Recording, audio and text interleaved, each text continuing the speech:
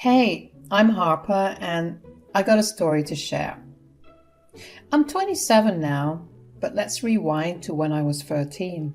That is when life decided to throw me a curveball by taking my mom away. It was a tough time and I felt like I was struck in a never-ending storm. But in the midst of it all, my dad, Owen, was my sunshine. You know those heartwarming moments, like when Dad used to tuck me in at night? I would pretend to be asleep, but he'd whisper those comforting words. "Good night, my girl. Tomorrow is another day. Your mom is looking out for us from wherever she is." It might sound cheesy, but it meant the world to me. Dad became a completely different person. He was heartbroken, as we all were. But he somehow found the strength to put on a brave face for me. I could see the pain in his eyes, but he never let it show. That is the kind of dad he was and still is. There were days when I would walk into the kitchen just to see him cry, but he didn't notice I was there. Then, when I turned 17, Dad met Martha, a very attractive woman who swept him off his feet. They fell head over heels in love, and would you believe it, they tied the knot. Now, Martha had a daughter, Camilla, who was pretty much my age. I did not like both of them, but I knew that my dad was genuinely happy with Martha. And that was worth more than anything else. It had been ages since I had seen him smile like that. When Camilla and Martha first moved in, it was tough, especially with my dad urging me to adjust and make them feel welcome. It felt like I was trying to fit a square peg into a round hole, but I did my best. When my dad left for work, it felt like Martha and Camilla had teamed up against me. They had their own secret language, little jokes and moments they shared, and I often felt like an outsider in my own house. Once I tried to join in their laughter, but they exchanged one of those "we know something you don't" looks. I swear I felt like I was the punchline in a joke I was not in on. Martha, well, she was more focused on her new life and marriage, so she didn't pay much attention to me. But Camilla, on the other hand, seemed to make it her mission to torment me. First, she would borrow my things without asking and return them in a horrible state. My favorite books had torn pages and my makeup looked like it had survived a hurricane. When I would confront her, she'd just shrug and say, "Sorry, I didn't realize." Yeah, right. One day Camilla crossed a line, and it was a line I had drawn around something very precious to me. No one was home, and Camilla must have thought it was a perfect opportunity. She openly walked into my room, cigarette in hand, and before I could even react, she was making a disturbing attempt to set my Polaroid box on fire with her lighter. That box was a treasure chest of memories full of Polaroids of me and my deceased mother. Each picture was a piece of my heart, a connection to a time that I could not bring back. "Camilla, please put that lighter down. You're going to ruin something very precious to me. Those are my mom's pictures." "You are such a buzzkill, Harper. Can't you just loosen up for once? Always with your nose buried in books and trying to please your dad. He's not even someone that I like, but hey, he's the one who's paying for this house and the food in the fridge. I can spend all his money if I want. How dare you say that about my dad? You and your mom have always made me feel like an outsider in my own home." "Well, you know what? This is our home now, and guess what? I can make new rules. Rule number 1, I should always punish you whenever you cross me. Don't rat me out and tell my mom I was a smoking loser." Camilla dropped that lighter and set my mom's pictures on fire, and it felt like my heart was ripped right out of my chest. Those memories, the only thing I had left of my mom, turned to ashes. I tried to explain what went down to my dad, but he came up with something unexpected. He said, "Camilla's still pretty young, Harper. She's got to adjust to this new family and new life. It was not easy for her as well. Maybe she did not realize how important those pictures were. I could not believe what I was hearing. I felt like he was defending Camilla, not understanding the hurt I was going through. I felt isolated, like my dad did not get the depth of my pain. So I decided to just let it slide. For another year, I had to deal with Camilla's hostility and her never-ending teasing. I thought maybe with time things would change. When Camilla and I headed off to college, I started looking back on those years we spent together. He even paid for both of our college tuitions. I could not help but appreciate my dad's patience and kindness through all that chaos. He has always been a good man trying to do right by everyone. College years were a whole new chapter in my life. Camilla and I ended up at different colleges, which should have made our encounters at home more bearable, but it was quite the opposite. It felt like Camilla was always trying to compete with me, trying to prove that she was the better daughter. Every time we returned home for holidays, Camilla seemed to up her game in the competition to exclude me from the family. Martha was in on it too, rarely. They used to forget to invite me to family birthdays and celebrations. As college came to an end, Camilla and I found ourselves back in our hometowns, but our paths took different routes. Camilla was quick to secure a job and her own apartment, while I chose to take a break before diving into the job market. I had spent years studying and was eager for a breather. Although I had a degree in psychology, I was considering further studies and wanted to save up for it through part-time work. Camilla was always the go-getter. She landed a job straight out of college and was already on her way to establishing her independence. She rented her own place while I had to move back into my dad's house. Camilla used to come over for dinner every weekend. "So, Camilla, how's your new job?" "Well, at least I did not move back to Owen's house and it pays my bills, so I would say it's good." Now, let's not start with that, girls." "Camilla, Harper has her own path. Just let her be." "Yeah, but Mom, she's almost 23 and she has never even dated anyone. What's her problem?" "I'm just taking my time, Camilla. I have more important things to focus on right now." "I heard you're a big fan of romance novels, Harper. Probably the closest you will ever get to a relationship." "Can we please focus on enjoying this meal together?" "And her job? What does she even do? Work at Walmart?" "I am trying to save up for another degree." "Too bad this time Owen isn't paying for it." "Because I asked him not to. I want to do this on my own." "Camilla, let us not make this dinner uncomfortable." "Harper's probably here because she can't afford to live anywhere else." Fast forward 3 years and things have shifted. I had made progress in my career, working as an assistant psychologist with a senior mentor, and life was treating me well. I had moved into my own apartment, embracing my independence.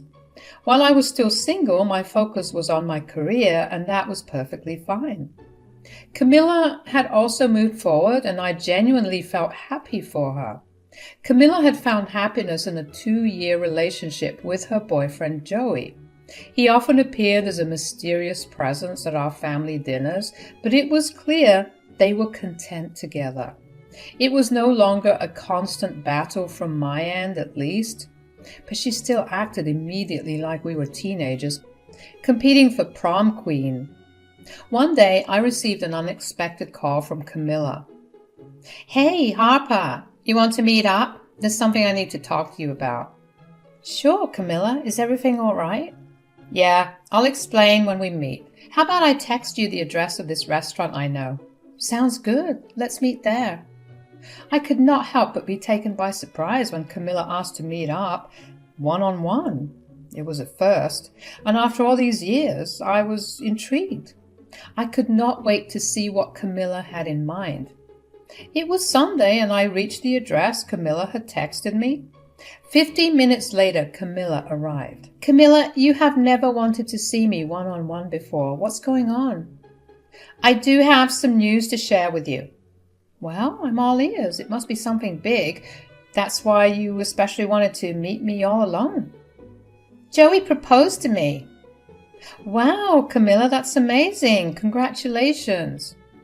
Yeah, it's pretty special. Look at my ring. Camilla flashed her huge ring at me. It is a massive diamond worth around $300,000. Joey said I deserve every penny he spent on it. It's beautiful, Camilla, truly stunning. I bet it's quite a step up from the kind of jewelry you're used to seeing. Well, yeah, it's definitely on another level. Not that it's your fault. You're always going to be in the low-income bracket, working as a psychologist, or should I say an assistant psychologist? Camilla, you know my profession helps people, and I'm proud of what I do. And speaking of helping, I heard you have been seeing a therapist yourself, Harper. Well, yeah, I've been going to therapy. Harper, it must be so lonely for you. Thanks to Owen, he has such a big mouth. He told me about how your first boyfriend, that photographer guy, cheated on you with some model, and that too within a week. You must feel so insecure. I mean, you should have seen it. Who would choose you over a model? I felt a bit betrayed, but I am confident in who I am. That's the difference between us, Harper. I choose luxury, success, and beauty. You, well, you're just content with mediocrity. Joey has always appreciated a woman who knows how to keep her man happy. Something you could learn from. Maybe then you would not be so lonely. You are the last person I would like to learn anything from. You have a lonely life and a job that does not pay half as well as you'd want it to.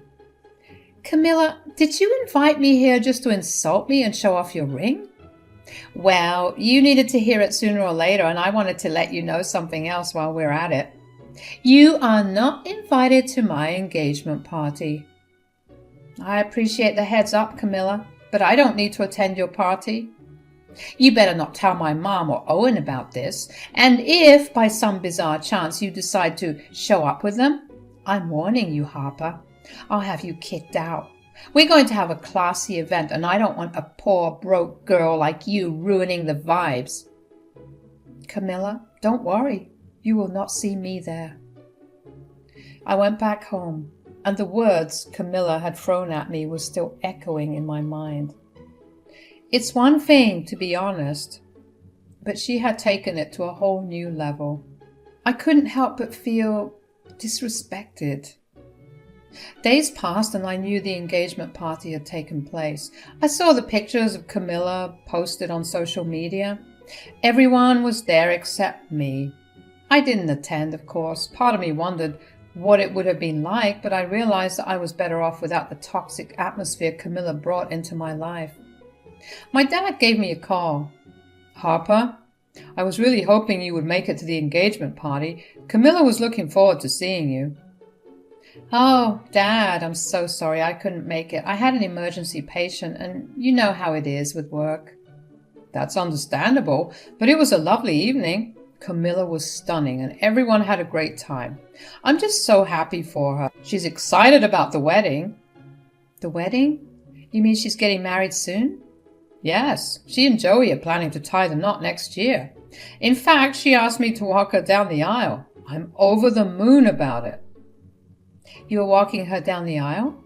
Yes, it's a huge honor. She said she could not imagine anyone else doing it. Well, that's wonderful, Dad. Anyway, I gotta go. Talk to you later. I had always hoped that Dad and I would create new memories together after the loss of my mom. It was the life I had envisioned for us, but instead, Camilla was the one experiencing those moments. I was supposed to be the one walking down the aisle with him. Camilla and I had never really connected, and it was no secret that she did not particularly like me or my dad. It was a mystery to me why she would ask my dad to walk her down the aisle, especially when it seemed like she was just doing it to rub it in my face. Well, it certainly worked, but not for long. I had my own life, and I believed I would have all those things too when it was the right time for me. About a month later, I was driving through a posh neighborhood one sunny day on my way to see a friend when I spotted my dad standing in front of a grand mansion with a for sale sign in the yard. He was engaged in an intense conversation with a well-dressed man, and it immediately piqued my curiosity. The mansion was breathtaking, the kind of place that most people could only dream of living in. I pulled over to the side and got out of my car. "Hey, Dad." My dad exchanged goodbyes with the man in the suit and walked towards me. "Dad, I couldn't help but notice you in front of that mansion. Did you just buy it? I saw you looking over some papers." "You caught me. Yes, I did just buy it." "That's amazing. I'm so happy for you." "But wait, is the house for you and Martha?" "No, sweetheart, it's not for us." "Then who's it for?" "I'm doing a favor for an old friend, and this mansion is for him." "A mansion like this? Jesus, Dad, he must have helped you big time." "That's right. Please keep this between us for now."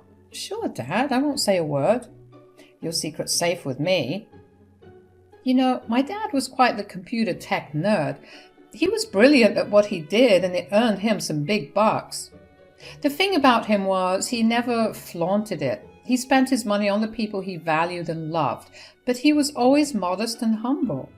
You would never guess he had all that wealth just by looking at him. He was not one to show off. Like this one time, my dad's childhood friend found himself in a financial crisis. His business had taken a hit, and he was on the brink of losing his home. My dad, without a second thought, offered him a substantial sum to save his house and his business as well, and never even mentioned the money again. He had a big heart like that. So when I saw him buying that mansion, I was not really surprised. I mean, with the money he had, he could probably buy 5 of those places. But that was not his style. He had always put others first. It was something I admired about him. It was a few weeks later when something unusual happened. Camilla showed up at my apartment carrying a set of tools I had asked my dad for. It was entirely out of character for her to be helpful like this. "Thanks for the tools. Would you like to come in for some coffee?" "Sure, I'll take that coffee. I could use some." "So, Camilla, I've been curious about something. Why did you ask Dad to walk you down the aisle at your engagement party? I mean, you never seem to like him much." "Oh, Harper, you really don't get it, do you? Let me enlighten you. Your dear old dad, Owen, isn't my father. He paid for my college, gave me a roof over my head, and did his best to help me. He's like a sad old man trying to make up for his failures." "Camilla, that's really harsh. How dare you talk shit about my dad like that? He sees you like his own daughter." "That isn't enough, Harper. Let's get one thing straight. I don't care about you or your dad. I'm finally getting married to Joey. He is rich. He can provide better for me, and I can even take better care of my mom. Owen is not my responsibility. You better work your butt off to help him because you guys are broke." "Camilla, that is not fair. You know Dad would do anything for you." "Anything he can, which is not much, is it? Your dad's a good guy, but he is just not up to our standards. Joey bought us a new house. Did I tell you about that? It is lavish, spacious, and so much better than anything Owen could provide." "Really? Here, take a look at this, because you sure wouldn't be allowed in here." "Your poor father could never afford a place like this for me and my mother." When I saw the picture of the house, I couldn't contain my laughter. It was the house my dad had bought some time back. "Is this some kind of a joke, Camilla? That house my dad bought a while back." "No, Joey bought that house. You are so oblivious to the truth, Harper." "Let's go over to Dad's place right now and settle this." As we drove over to Dad's place, tension filled the car. Camilla and I argued about the house. I couldn't believe she thought Joey had bought that house, which was actually Dad's recent investment. After a 30-minute drive, That felt like an eternity. We finally reached our location. Martha was not home and Dad was all alone. Owen, Harper just doesn't understand that I'm moving on to a better life with Joey. She thinks you bought that house. Camilla, we are here, so let's just hear the truth. Dad bought this house for your friend, right? Camilla, you are delusional if you believe Joey's responsible for buying this place. Hold on, both of you. Let me explain. I did purchase that house, but it wasn't for some friend, Harper. Sorry for lying to you like that. It was for Joey. Joey told me he helped his aunt to pay for this expensive surgery and was running short of money. But he wanted to surprise you too with a new place before the wedding, Camilla. I decided to use my savings to help him. He told me to keep it a secret and promised to pay it back. That can't be true. Joey's aunt is in a very good shape. I believe my dad. He's not the one lying here. You might want to talk to your fiancé, Camilla. Excuse me. I need to leave. Camilla left my dad's house in a hurry, her face pale as a ghost. I couldn't help but wonder if Joey had been lying to her, manipulating her into believing that the house was his grand gesture. A few days passed after that heated conversation. What I have heard from my dad was the wedding had been cancelled and Camilla and Joey broke up. I couldn't shake off the anger and disappointment I felt about Camilla and how she had spoken about my dad. I mean, how could she? After everything my dad had done for her, after helping her countless times, providing a roof over her head and paying for her college education, she had the audacity to criticize him. But it wasn't just about my dad, it was also how she had ridiculed me for not being as successful as she was, for not having a so-called lavish lifestyle like she did. I needed answers. I could not let her think she could treat my dad this way and get away with it. So I headed over to her place. What are you doing here? We didn't get to finish what we were talking about the other day. How could you say those things about my dad and me after everything he's done for you? He's been nothing but kind. Can you go a little easy on me? I just broke up with Joey. He had no money left, Harper. He gambled it all away, and the engagement ring he got me, that was fake. There was no aunt who needed surgery. It was all a ruse to convince your dad to buy that house for him. Harper, you and your pathetic dad are the last people I care about right now. Camilla, it seems like you will never learn your lesson. I almost felt sorry for you, but with an attitude like that, maybe you do deserve it. So here I am in a world that is opening up for me. Camilla, she's out of my life now. You know, after our confrontation, I decided to break off all contact with her. And after all that has happened, I don't feel bad for her anymore. What surprised me, though, was the talk I had with my dad. I just had to let him know the truth about Camilla's intentions. He was upset, naturally, but it was high time he knew the reality of what had been going on. I had to make him aware that not everyone in our lives can be trusted, especially not people like Camilla and her shady connections. You should never talk poorly about people or belittle them, because what goes around can certainly come around, just as it did with Camilla. You never really know what someone is going through or what might come back to haunt you in the future.